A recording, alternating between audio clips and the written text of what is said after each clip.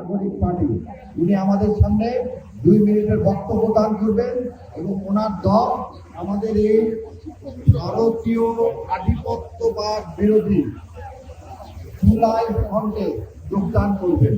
আমি আলহামদুলিল্লাহ সাহেবকে 2 মিনিটের মতো বক্তব্য দেওয়ার জন্য ভিডিও করে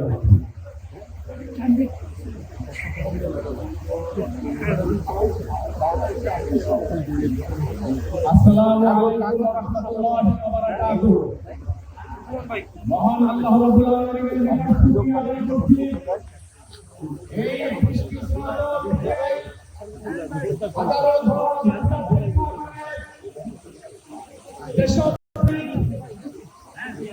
জুলাই আগস্ট বিপ্লবের উত্তর শুনলাম শহীদ ওসমান হাদির লিখে দেওয়া উত্তর শুনলাম।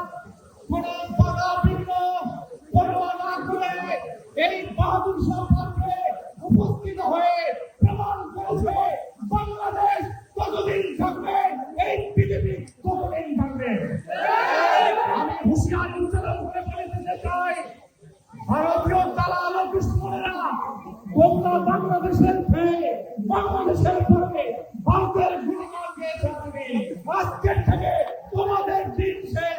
শহীদ বাংলাদেশ, এই বাংলাদেশ কখনো পরাধীনতার শৃঙ্খলে আবদ্ধ থাকবে না।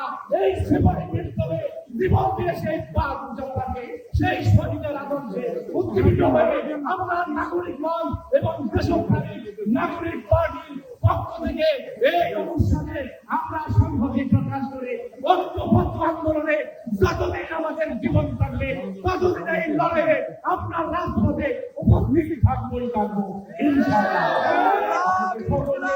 ধন্যবাদ জানিয়ে এই আয়োজন এবং এই বাংলাদেশ আজাদ পার্টি আগামী দিনে বাংলাদেশ স্বাধীন রাখার জন্য জীবন দিয়ে লড়াই করার উদ্যোক্ত আহ্বান জানিয়ে আমি আমার সংক্ষিপ্ত বক্তব্য শেষ করছি।